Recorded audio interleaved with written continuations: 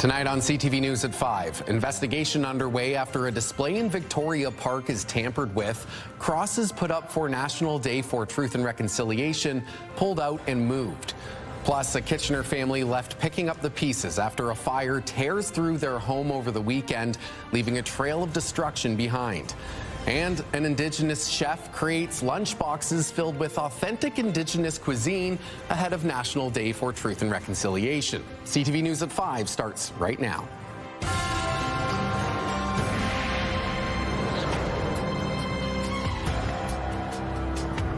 Good afternoon and thank you for joining us. First at 5, a memorial recognizing the suffering of Indigenous children in residential schools was tampered with in Victoria Park yesterday. Waterloo Regional Police say 20 out of 215 crosses were pulled out of the ground and left in a pile. Local Indigenous leaders say they became aware of the incident last night, but by someone who lives near the park. It's not clear why the crosses were removed, but they are expected to be put back up today. Now, the incident happening less than 2 days before National Truth and Reconciliation Day, which recognizes the atrocities of Canada's residential school system. Sometimes it's lack of understanding as to what things stand for, but it breaks our heart that someone could just maliciously, obviously they're looking at them, they represent crosses, so to take them down and throw them in the pile, what's the meaning behind that sort of thing? At 6, CTV's Alexandra Hollick will have the latest on the police investigation. An update to a story we told you about last week. Guelph police have charged a Northern Ontario man in connection to a crash that killed a Guelph woman while she was walking with her family. Police say on Friday, September 19th, a Guelph couple walking with their 3-year-old daughter were hit by a pickup truck in the crosswalk at Paisley Road and Alma Street North. The 38-year-old mother succumbed to her injuries. Her husband was treated for minor injuries and their daughter was released from hospital the same night. Now, the driver, a 19-year-old man from Northern Ontario, is charged with careless driving causing death and 2 counts of careless driving causing bodily harm. A Kitchener family is adjusting to their new reality after losing everything in a fire this past weekend. Let's bring in CTV's Leanne Evans for a closer look at this and some other news we're following this hour. Leanne.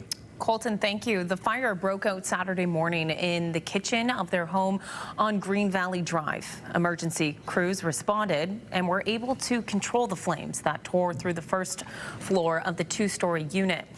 Damage is estimated at $300,000 and the family won't be able to return. The family says they're still shaken up, but grateful everyone got out safely.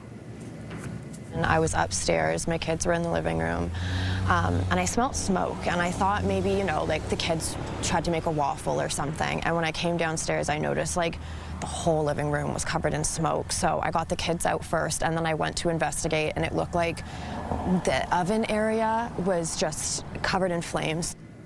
At 6, CTV's Karis Mapp will have more on the community efforts to help the family in their time of need.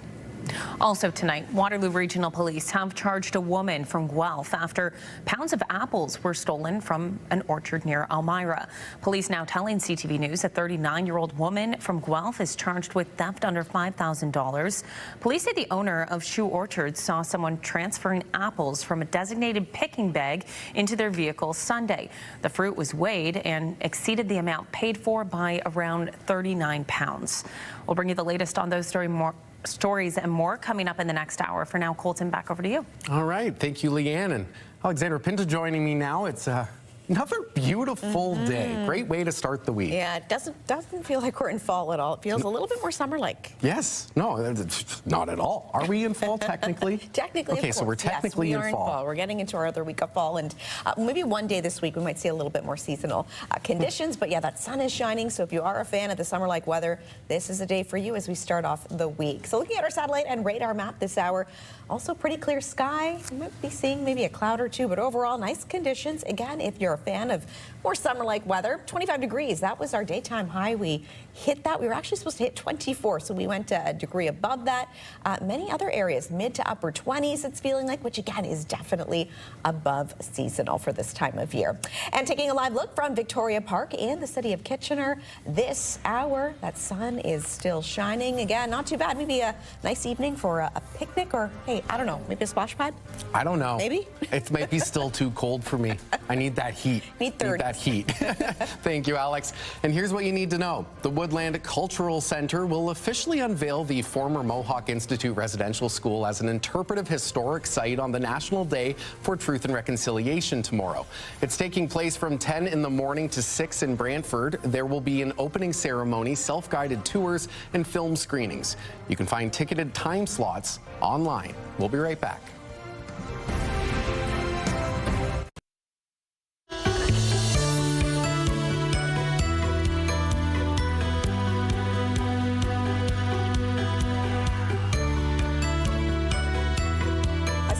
Outside, it is not feeling like fall out there at all. That sun is shining. It is feeling more summer-like. Tanya from Royal City Nursery is bringing the garden into our studio. Great to see you, as always. Always. We are having a blast. Thank you for the weather. Oh, you're it's welcome. Gorgeous. We'll keep it. If you're a big fan of this warmer weather, it is gorgeous. But I know many people might be wondering, what do I do with my garden now, since we are, yes, in fall? Yes. So the awesome thing is fall is a beautiful time for planting, right? So we want to plant right now because the soil's nice and warm. So we're going to get tons and tons of root growth, but not a whole lot in the tops. Right. And that's okay.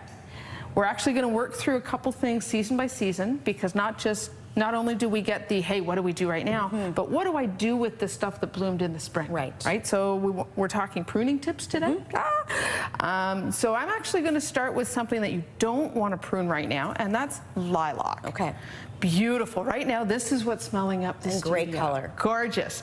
Lilacs, magnolias, viburnums, they all set their flower buds immediately after they bloom.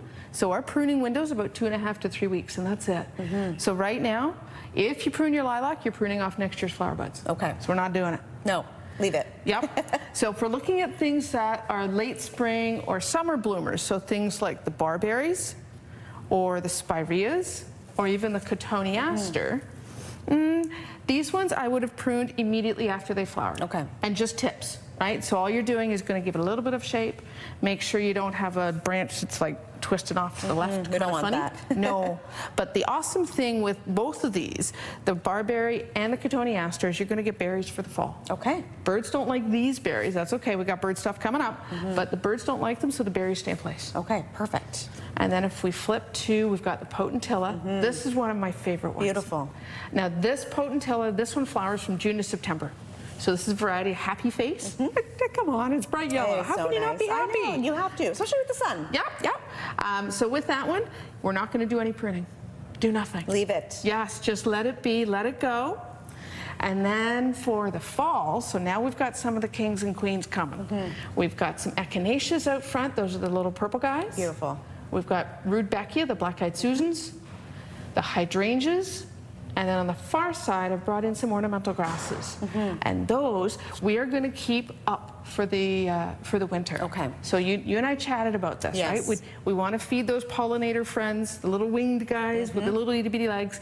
The awesome part about a lot of these stems is once they actually start to dry out, the stems are hollow. Okay. So the pollinators live right in there. Okay. Yeah. See, and you don't want to bring those guys in. No. And aside from that, they've got some beautiful textures. So when we do get that awful S word that's coming that we don't talk about right now. Not yet. It's coming. But when we do get snow, the snow actually carpets around it.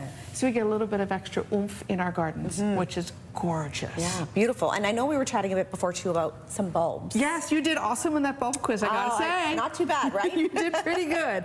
So now is the time of season to pick up your bulbs. Okay. You're gonna have a phenomenal selection in the independent garden centers right now. Everything from fall bloomers to early spring, late spring, even summers, but you're gonna not plant them yet. Okay. Right? So right now I want you to plant your shrubs, get your perennials in the ground. We're gonna do our bulb selections round about Thanksgiving and let those little squirrels do what they do so they're not digging up the stuff that you actually want to keep. And it's a little bit tricky, especially with, again, like, yes, we're in fall, but it is feeling, well, it's above seasonal, so It is. it's kind of throwing a little, It's maybe routine off a bit. The nights are getting cool. We were 5 degrees when I woke up. Yes. So right now the plants are thinking, I kind of need to go to bed, right? So a tiny bit of pruning on your summer things, nothing on your fall things. Please don't do the spring things. No.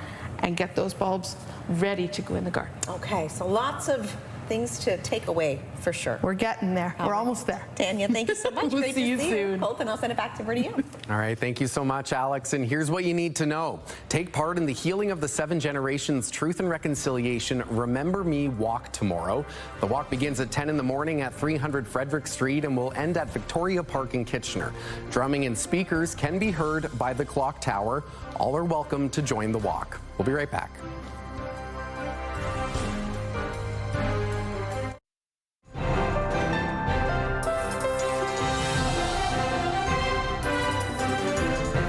Okay, so before I mentioned that I clearly don't know when fall starts, but that's purely because of the weather. I know I could just look it up in a calendar, but this weather makes it. You're not too far behind. We've been a week into fall, but yes, it is still feeling more summer-like out there, and you know, people might be a fan, might not be a fan of that warm weather. But one thing we're noticing, and Tanya was mentioning that as well, the cooler start to the day because we've been getting so cool into the overnight.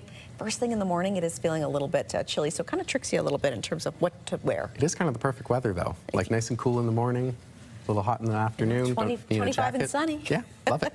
We'll take a live look from Victoria Park in Kitchener this hour. Speaking of, that sunshine still shining.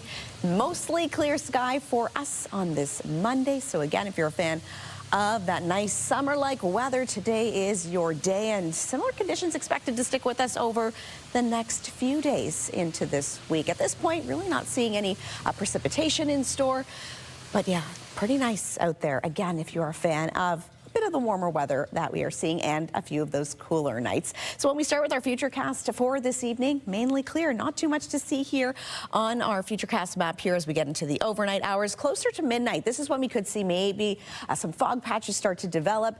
It should, though, dissipate by early morning. So yes, something to keep in mind if you are going to be driving overnight into those early morning hours, especially when it is still dark, because even by 5, 6, getting closer to 7, it is still quite dark out there. So temperature-wise, 25 degrees. Our expected high for today was actually 24, so we're above that and definitely above seasonal. Many of us across southern and southwestern Ontario, too, sitting in that mid-20 range. So again, above seasonal, feeling a lot warmer than it really should for this time of year. Overnight, though, this is when we could see conditions and noticeably a little bit cooler. We're getting back to those single-digit overnight lows and expected to see that through the week as well. So 8 degrees is what we're expected to get down to. Clear sky, but again, those fog patches expected to develop as we get into the overnight hours starting around the midnight mark. And then tomorrow, 22 degrees is our expected daytime high. Sunny sky, winds coming from the northeast, and at one point about 20 kilometers an hour once we get into the afternoon hours as well. So normal for this time is 17, so we're definitely above seasonal for this time, but the record high, just to compare to what we're seeing today, 25 degrees is what we're seeing right now. Well, the record high was just 27, so just a couple of degrees warmer on this day in 1923, and it was minus 3.7. That was our overnight record low set on this day in 1989, and that sun now setting tonight 7:07 p.m. So getting closer and closer to 7 o'clock on the dot. So over the next few days, take a look at the sunshine we're expected to see for pretty much the rest of the work and school week. Sunny sky for tomorrow, high of 22, but overnight dipping down to the single digits for a few days before going around seasonal for your Friday with a low of 13 degrees. And in terms of the day when we're going to see a bit more of a seasonal day, Thursday at this point, again, 17 degrees is our seasonal condition for this time. So we should be hitting a daytime high of 19. Well, Angie is back for this week's Music Monday, and lots on tap this week as well, starting with an exciting fundraising event that's going to be taking place at Rural Roots. Yes, in Elmira. So this is October the 18th, and it's a video jam. So this is a kind of a different thing. They're calling on all musicians to register, and then you choose a music video from YouTube. They will play the video behind you while it's going, silenced, and then you play your music to a video that's going on behind you. Oh my goodness. I know, it sounds like so much fun, right? So you do whatever you think suits the imagery best, whatever video you want, and then you just play away. It's an open mic, so you can promote your shows, promote yourself, do whatever you want to do. But it is a fundraiser again for a lady named Teresa Strader. So this is going to be a great event at Rural Roots, October the 18th. Oh my goodness, I'm sure we'll get lots of fun genres too. Yes, the video jam. In other news, a bit more on a lighter scale, when we look at the Super Bowl halftime show Bad Bunny set to hit the stage. So this was announced this morning. Bad Bunny will be the halftime show for the 60th Super Bowl. That'll go on February the 8th. So Taylor Swift apparently, everybody was like, oh yeah, it's going to be her for sure. Apparently won't do it because she's not doing it for free. Adele backed out again. She said, nope, not going to do it. Miley Cyrus apparently didn't want to do it, and Metallica. So I guess they get down to Bad Bunny, and he says, okay. So he'll be doing the halftime show. Yeah, my money was going to be on Taylor Swift, especially after the big news this year, but hey, maybe next time. Well, who knows? Well, of course, we're getting into the swing of Oktoberfest celebrations and events that are taking place right across the region, and quite a few to look forward to this week. There is, and there's something for everybody. So October the 3rd, Tim Hicks will be at Binghamton's Cool House, 5440 on the 4th, and then Amanda Marshall comes on Friday the 10th, and of course, Strange Advance, The Box, and Images in Vogue. Holy 80s, Alex. That'll be October the 11th. So all that's at Cool House. But for a list of all of the fest hall and all the things that are going on, Oktoberfest.ca. Friday, October 10th will be the official keg tap, and you'll be down for that. We're going to be there. We're going to be hosting it. It'll be, I'm sure, a great time. So that starts at noon, and then Willkommenplatz will have their beer garden on Friday, which is free, Saturday and Sunday for all ages, and apparently will be dog friendly as well. Hey, that's good to know. You can bring your furry friend with you. Finally, I know we're not in the cold months quite yet, but I'm sure many of us are already trying to plan out some nice warm destination vacation. You might be able to help them out with this. We might be able to give it to you for free. Starting on Friday, listen to Bounce Radio starting at 6 a.m. 6 a.m. to 6 p.m. Every 2 hours, you'll hear a keyword.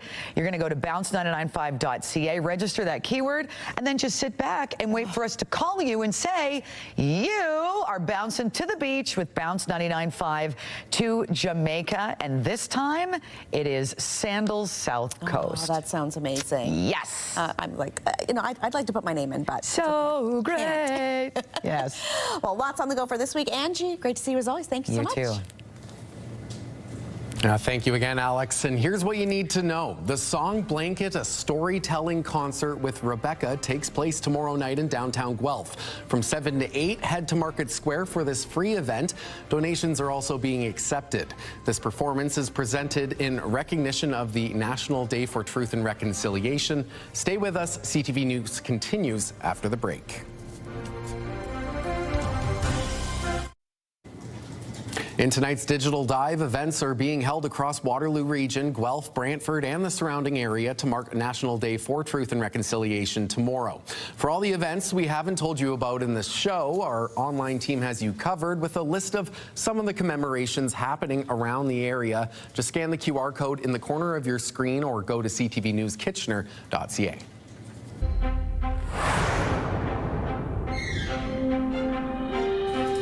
And time now to take a look at our final 5 stories we're following today. Seniors, long-term care residents, hospital staff, and patients in Ontario will be able to get their flu shots starting this week. Vaccination will open to everyone else on October 27th. Most other provinces and territories are expected to begin their flu shot programs in mid-October. The Lung Health Foundation says young children, seniors, people with asthma, and chronic obstructive pulmonary disease are at especially high risk of severe illness from the flu.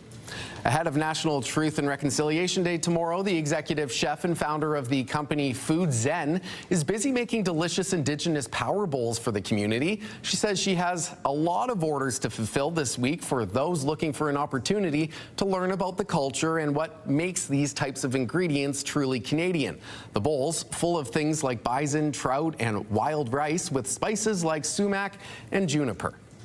Wilfrid Laurier University's football team putting on a show for the annual homecoming weekend, staying undefeated after a decisive 59-21 win over the University of Toronto Varsity Blues. Ethan Jordan also becoming the all-time receiving touchdown leader in school history with 29. And off the field, events across campus drew large crowds, but city streets looked quieter than other years. Ezra Avenue and parts of the surrounding area fenced off with Waterloo Regional Police and private security nearby. We've already had 2 police officers just come up to us because we have a sign outside of our house. telling us they're going to fine us if we create nuisance or whatever, but I think that it stops people from coming out during the day. When I was here earlier, like in the past few years, it's been a bit bigger, but yeah, it's a bit smaller. The university says the goal is to balance school spirit with community safety, working with officials to prevent disruptive street parties that were common at homecomings across Ontario. The Kitchener community marked a solemn ceremony yesterday morning to honor the men and women who served their community and made the ultimate sacrifice. For the 21st year, the Kitchener Fire Department and the Kitchener Professional Firefighters Association gathered at Civic Centre Park, taking a moment to reflect on lives lost in service. This year, 2 bronze helmets were placed at the memorial, etched with the names of firefighters who passed away in 2024. Firefighter Douglas DeBrusque and Fire Prevention Officer David Mark. Their helmets are tributes to lives lived with purpose, with bravery, and a keen sense of duty. He loved helping people. He was proud to be a firefighter. He would go out of his way in order to do things. He was proud to work with the guys. He made meals for the guys. They were like a family. He just wanted to save lives. Officials say the tradition is a powerful reminder of the risks first responders face every day.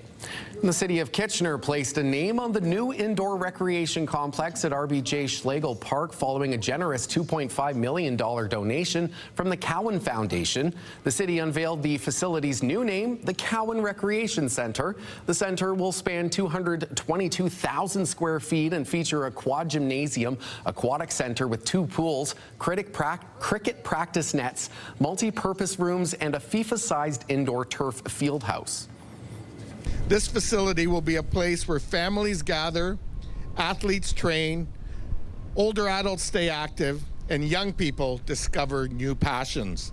It's a place designed for everyone and built with sustainability and inclusion at its heart. In December, the building will be enclosed to begin work on architectural finishes. Well, that's our time. Thanks so much for watching. We'll have more local news coverage coming up at 6 o'clock. But first, here's CTV National News.